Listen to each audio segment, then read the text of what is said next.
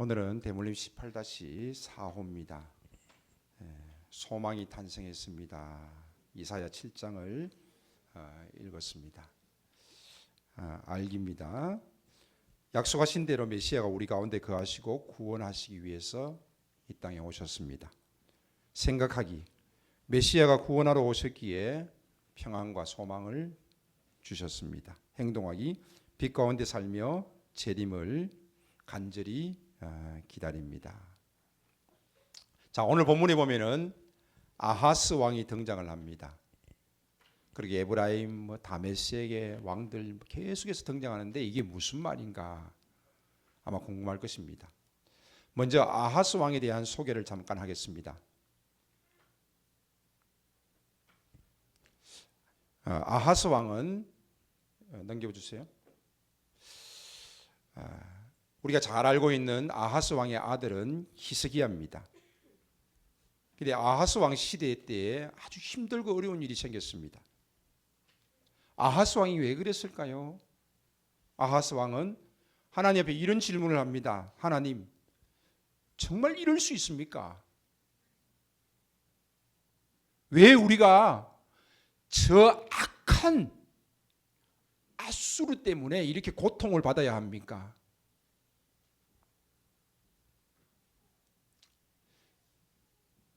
하나님, 왜 우리가 이처럼 고통 가운데 있는 것입니까? 아하스 왕에게 있어서는 이것이 해결할 수 없는 의문이었습니다. 유대를 공격하는데 하나님, 그렇다라면은 적들이 더 세다라면은 그러면 결국 하나님보다 저들이 믿는 신이 더 센 거 아닙니까?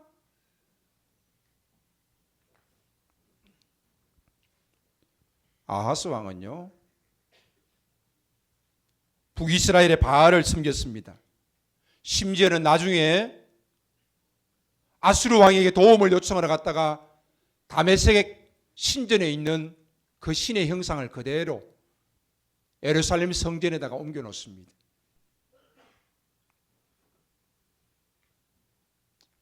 그러면서 아하스 왕은 그렇다면 내가 그들의 신에게도 내가 도움을 요청하겠습니다. 아수르의 신에게도 도움을 요청하고 북이스라엘의 신에게도 내가 도움을 요청하겠습니다. 그러면서 이 아하스 왕은 북이스라엘이 하나님을 섬겼음에도 불구하고 바알을 섬기는 그 모습에 바알도 섬겼고 아수르가 섬기는 신도 아수르 왕은 섬겼습니다. 어떻게 보면 이 아수르 왕은 오직 나라가 적들로부터 지켜지고 나라가 경제적으로 부강해지는 것을 원했던 그런 왕이었습니다.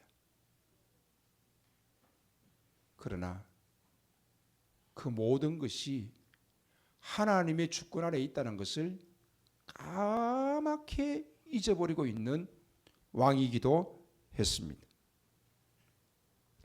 역대하 28장에 보면은 아하스 왕이 공고할 때에 더욱 여호와께 범죄하여서 자기를 친 다메섹 신들에게 제사하여 이르되 아람 왕들의 신들이 그를 도왔으니 나도 그 신에게 제사하니 나를 돕게 하리라 하였으나 그 신이 아하스와 온 이스라엘을 어떻게 했다? 망하게 하였더라. 아하스 왕은 하나님을 의지할 뿐만 아니라 적들의 신에게도 도움을 구하면서 적들의 신을 섬기면서 그 위기를 모면하기를 원했지만 오히려 그 적들이 아하스 왕을 더욱더 괴롭게 하였던 것입니다. 아람과 에브라임이 연합군의 침공이 있습니다. 북쪽의 아람, 북이스라엘이 동맹하여서 아수르를 우리가 함께 대항하자. 그러니까 유대가 나는 그 일에 동참하지 않겠다. 그래? 그러면은 이 아하스 왕을 힘없게 만들었어. 결국에는 이 유대도 우리와 동맹하여서 우리가 함께 아수르를 대적해야 된다라고 그들은 생각을 했던 것입니다. 하지만 이 아하스 왕의 머릿속에는 아람이나 북이스라엘이 그들과 손잡는 것이 아니라 강대국인 아수르와 손잡기를 원했던 것입니다. 이사야 7장 2절에 왕의 마음과 그의 백성의 마음이 숲이 바람의 흔들림같이 흔들렸다는 것입니다. 이렇게 할까 저렇게 할까 온 나라가 극심한 공포에 빠져 있습니다. 왕이 과연 어떤 결정을 내리면서 이 위기를 극복할 것인가라는 것입니다. 지금 지도를 보면은 제일 하단에 유다가 있습니다. 북쪽에는 에브라임이 있습니다. 아람이 연합하여서 공격합니다. 동과 서쪽으로는 블레셋과 모압이 또 시시탐탐 지금 유다를 노리고 있습니다. 자, 이것이 이사야 7장의 배경입니다. 아람과 에브라임 연합군의 침공. 그런데 더 큰 위기는 영적 불신앙입니다. 아하스의 계산은 어떻습니까? 위기 가운데에서 하나님을 의지하는 대신에 정치적인 해결책을 찾기를 원했습니다. 하나님께서는 아하스에게 확신을 주기 위해서 너는 내게 구하라. 내가 징조를 보여주겠다고 했지만은 아하스는 거부합니다. 내가 여호와를 시험하지 않겠습니다. 아주 경건해 보이는 모습 같지만은 이것은 사실 핑계였습니다. 하나님을 신뢰하지 않겠다는 것입니다. 아수르를 신뢰하겠다는 그 마음이 벌써 그 속에 먼저 있었던 것입니다. 이러한 상황 가운데서 이사야 선지자를 통하여서 임마누엘의 약속을 합니다. 비록 아하스는 불신했지만은 하나님께서는 다윗 가문을 보존하시겠다는 약속을 지키기 위해서 이사야 선지자를 통하여서 임마누엘의 하나님을 이야기합니다. 보라, 처녀가 잉태하여 아들을 낳을 것이요 그의 이름을 임마누엘이라 하라. 임마누엘이라는 것은 여호와께서 함께 계시다라는 것입니다. 비록 아하스가 하나님을 온전히 의지하지 아니하고 아수르를 의지하고 이방의 신들을 또 심지어는 아수르의 신을 섬기기까지 했지만은 그럼에도 불구하고 하나님께서는 임마누엘의 약속을 하시는 것입니다. 그러면서 동시에 아하스가 의지했던 아수르가 오히려 유다를 위협하는 도구가 될 것이라는 경고도 이사야 선지자를 통하여서 말씀하십니다. 야, 네가 의지하는 아수르 그들이 너희를 더 힘들게 할 거야 라는 것입니다. 자, 이사야 7장의 유다의 상황은 목사님 봅니다. 장난치지 말고 예배 시간에 장난치면 안 되지. 똑바로 와. 눈 봐. 눈. 목사님 눈 봐요. 눈. 똑바로. 목사님 눈 봅니다. 눈. 눈 봅니다. 자, 유다의 상황은 외부적으로는 아람과 에브라임의 두 연합군의 공격, 또 블레셋과 모압의 위협, 내부적으로는 왕이 하나님을 의지하기보다는 강대국인 아수르를 의지하는, 하나님을 의지하지 않는 이런 영적 위기에 처해 있던 상황이었습니다. 이러한 상황 가운데 하나님께서는 임마누엘의 약속을 하고 계시는 것입니다. 그래서 임마누엘의 징조는 이중적인 의미를 가지고 있습니다. 하나님이 우리와 함께 계시다라는 뜻입니다. 예수께서 이 땅에 오실 때에 그 이름을 임마누엘이라 하리라. 하나님이 우리와 함께 계시다는 것입니다. 바로 이것은 이사야 7장 14절의 말씀을 그대로 인용한 것입니다. 자, 첫 번째 의미는 당장의 구원입니다. 연합군은 유대를 무너뜨리기를 원했지만은 아수르에 의해서 어떻게 됐어요? 멸망당합니다. 지금 유대를 넘어뜨리려고 했던 연합군들은 아수르에 의해서 멸망당함으로 인해서 이제 유대에게는 그 위기가 넘어갔습니다. 아하스 왕이 걱정했던 두 왕은 금방 제거되었습니다. 하지만 아수르는 이렇게 도움을 주고 난 다음에 도리어 유다를 속박했습니다. 수많은 세금을 거두어가고 아하스 왕은 성전에 있는 많은 것들을 아수르 왕에게 제물로 바치고 결국에는 아수르에 의해서 멸망을 당하게 되어지는 것입니다.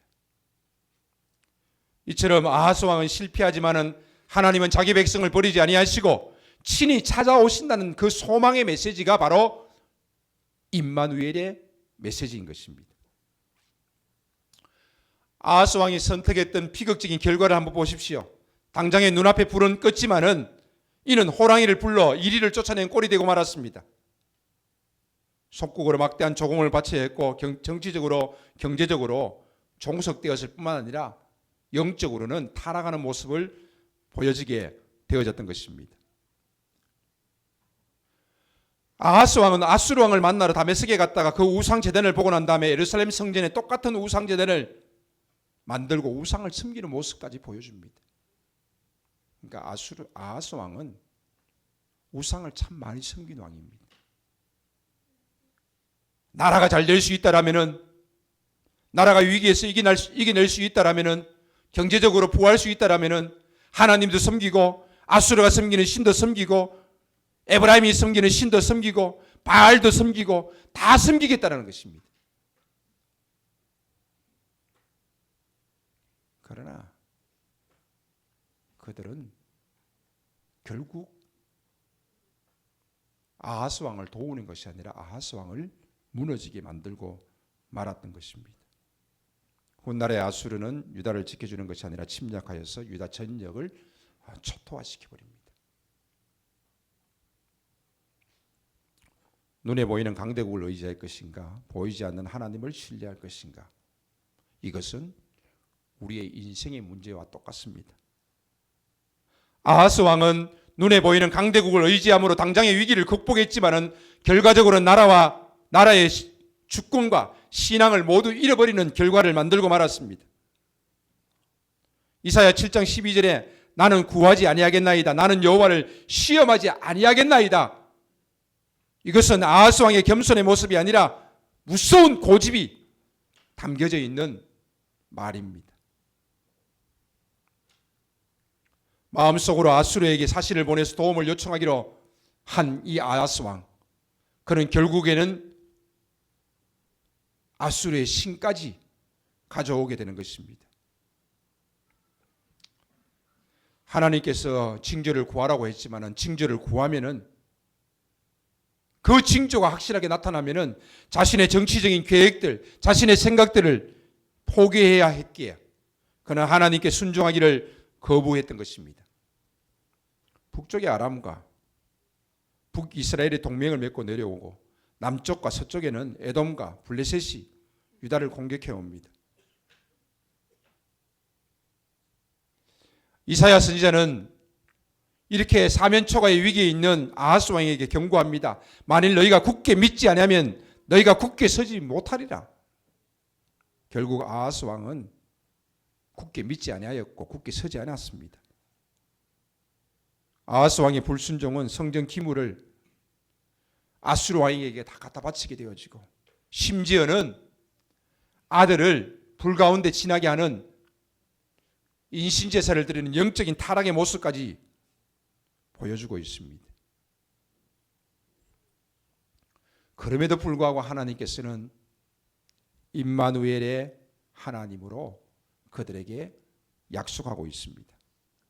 먼 훗날 마태복음 1장 23절에 이 임마누엘이 인용되어집니다. 예수 그리스도의 탄생을 보여줍니다. 하나님이 인간의 고통에 직접 찾아오시는 사건으로 임마누엘이 이루어집니다. 아하스 왕 때에 하나님이 임마누엘의 약속을 이사야 선지자를 통해서 하신 것처럼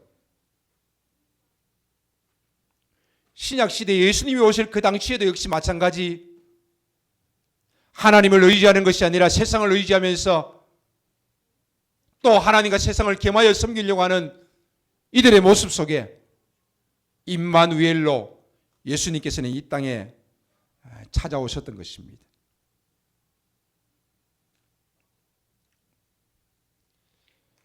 세상을 의지할 것인가, 하나님을 의지할 것인가?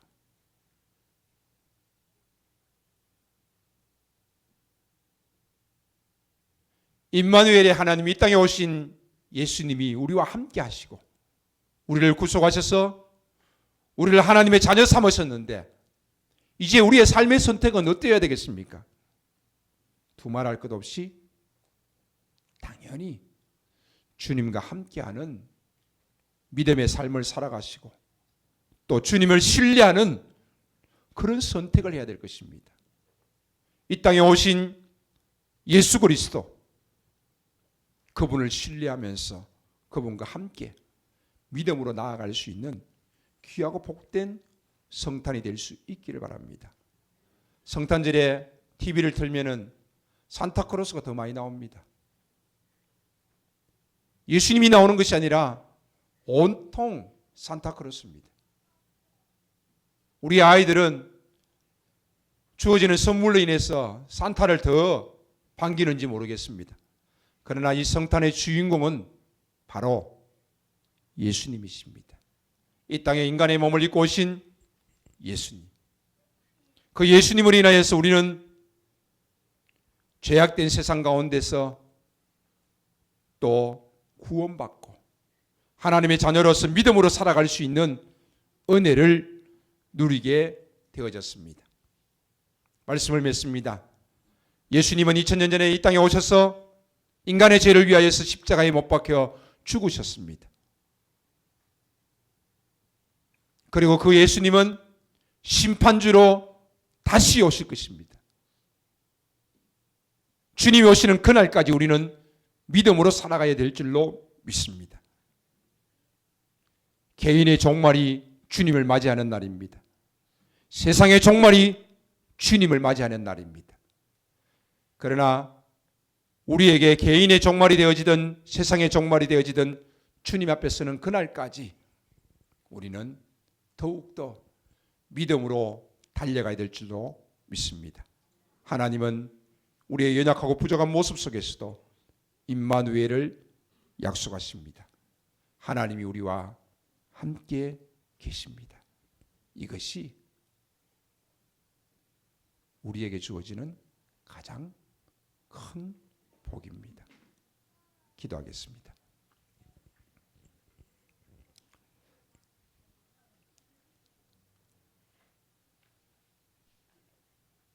하나님, 이 땅에 인간의 몸을 입고 오신 예수님을 찬양하고 예수님으로 인해서 우리가 죄가 용서받고 구원받아서 하나님의 자녀로 살아갈 수 있음에 감사를 드립니다. 더욱더 하나님의 은혜 가운데 거하며 겸손과 감사함으로 살아갈 수 있게 하시고 주님 오시는 그날까지 은혜를 망각하는 자가 아니라 은혜를 기억하며 살아가는 자가 되게 하여 주시옵소서.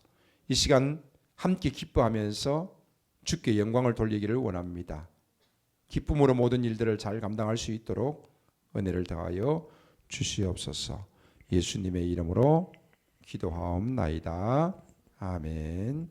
이제 발표의 순서를 가지시도록 하겠습니다.